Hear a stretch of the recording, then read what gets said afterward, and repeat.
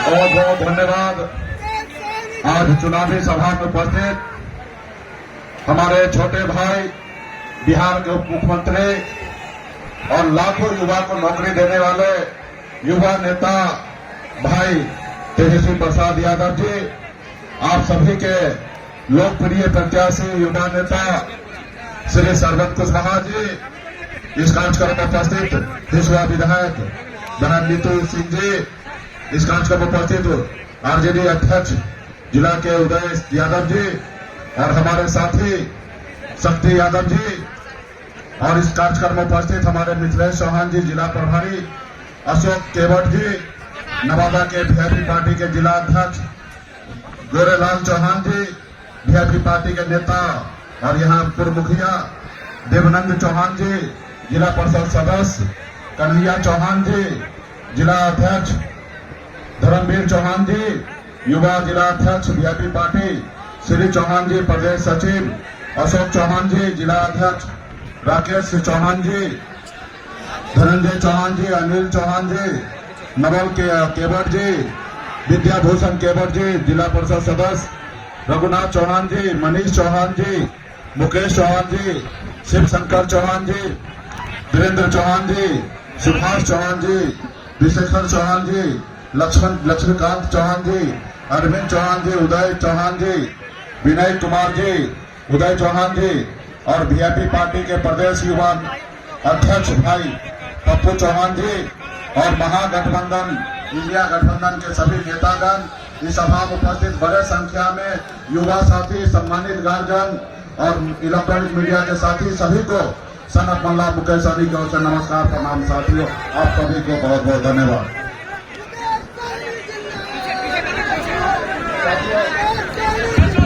साथियों, ये जो चुनाव है, ये चुनाव कहने के लिए तो आम चुनाव है, लेकिन ये चुनाव जो है ये बहुत खास चुनाव है। साथियों, ये चुनाव, ये मान लीजिए ये देश की आजादी की लड़ाई है। साथियों, देश की आजादी की लड़ाई है।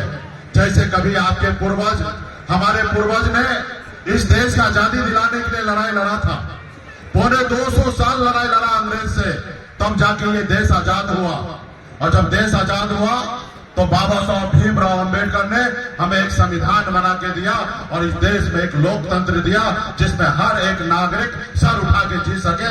इसके लिए हमारा देश बना। साथियों, और ये देश बहुत ही अच्छे से, देश में भाईचारा के साथ, देश में आपसी भाईचारा के साथ ये हमारा देश बहुत आगे निकल रहा था। लेकिन इसी बीच में 2014 में एक नेता आए और वो नेता ने आप सभी से, हम सभी के बीच में एक वादा किए। उन्होंने कहा कि हम आपके अच्छे दिन लाएंगे। हम लोगों को लगा शायद इससे अच्छा दिन आ जाएगा। उन्होंने कहा कि आप हम पे भरोसा करो और हमको देश का प्रधानमंत्री बनाओ और हर साल युवा को 2 करोड़ नौकरी देंगे। उस समय में देश के युवा बेरोजगार लग रहा था। उनको लगा कि हमें रोजगार मिलेगा, नौकरी मिलेगा, हम मोदी जी को लाते हैं।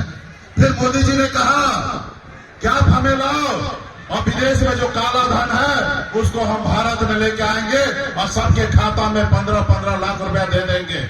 हमारे लोगों को लगा कि सही बात है, विदेश में काला धन बहुत है, इंडिया में आएगा हमको 15-15 लाख रुपया मिल जाएगा। उसके झांसे में आ गया। साथियों, ये वैसे ही जैसे हिटलर ने अपने देश में चुनाव जीतने के लिए वादा किया था कि हम टैक्स फ्री कर देंगे, हम लोगों को पढ़ने लिखने के लिए एजुकेशन फ्री कर देंगे, हम आपका इलाज फ्री कर देंगे। जितना झूठ हिटलर को बोलना था उन्होंने बोला था और सत्ता प्राप्त किया था। उन्हीं को कॉपी करके हमारे देश के प्रधानमंत्री जी ने देश की जनता के साथ झूठ बोला और देश के जनता ने, भोला जनता ने उनके ऊपर भरोसा किया। आज साथियों, आज बताइए, देश के युवा जो है बेरोजगार है, रोड पे भटक रहा है, उसका शादी नहीं हो रहा है और ये कह रहे हैं कि हम अच्छे दिन रहे हैं। साथियों, आज हमारे देश के युवा बेरोजगार है, परेशान है और ये कुछ सुनने वाला नहीं है। अरे साथियों, आप सबको एक योजना पता होगा मोदी जी का। मोदी जी ने जब चुनाव जीत के आए तो उन्होंने अपने सांसद को कहा कि आप अपने अपने लोकसभा क्षेत्र में एक गांव को गोद लो और गांव को अच्छे से आगे बढ़ाओ। और आप सभी को पता होगा वो गांव कहां गया, उस गांव कहां कैसे विकसित हुआ, आप सबको पता होगा। और जब मोदी जी का दूसरा जो काल हुआ 19 का, उस समय में गांव का चर्चा करना छोड़ दिया। आप यूं कह दीजिए कि मोदी जी से और उनके सांसद से हमारा देश का एक गांव उनसे संभाल नहीं पाया साथियों, एक गांव संभाल नहीं पाया, ऐसी उनकी योजना है साथियों। उसके बाद आप बताइए, इस देश में 75 साल की उम्र होने के बाद देश के जनता को कहता है कि हमको एक बार और मौका दीजिए। 2 बार तो मौका दिए और तीसरी बार हमको मौका दीजिए, हम देश के लिए कुछ करेंगे। आप बताइए, 75 साल के बाद मौका मांग रहे हैं। और देश में कि उन्होंने अग्निवीर योजना लाए। वो अग्निवीर योजना ऐसा था कि देश का युवा 18 साल की उम्र में अप्लाई करेंगे और 4 साल के बाद 22 में रिटायरमेंट हो जाएगा साथियों, 22 में रिटायरमेंट हो जाएगा। आप बताइए, एक नेता को चुनने के लिए भी, चाहे वार्ड का नेता हो या देश का प्रधानमंत्री हो या विधायक हो, सांसद हो, उनको भी 5 साल का मौका मिलता है। लेकिन देश का युवा के लिए ऐसा योजना जो देश के लिए सरहद पे जाके गोली खाने के लिए तैयार होता है अपने सीने पे, ऐसे युवा के लिए मात्र 4 साल के लिए योजना कि 4 साल के बाद आपका रिटायरमेंट हो जाएगा। 22 साल का उम्र होइएगा, जब तक आपका शादी नहीं होगा उससे पहले आप रिटायरमेंट हो जाइएगा।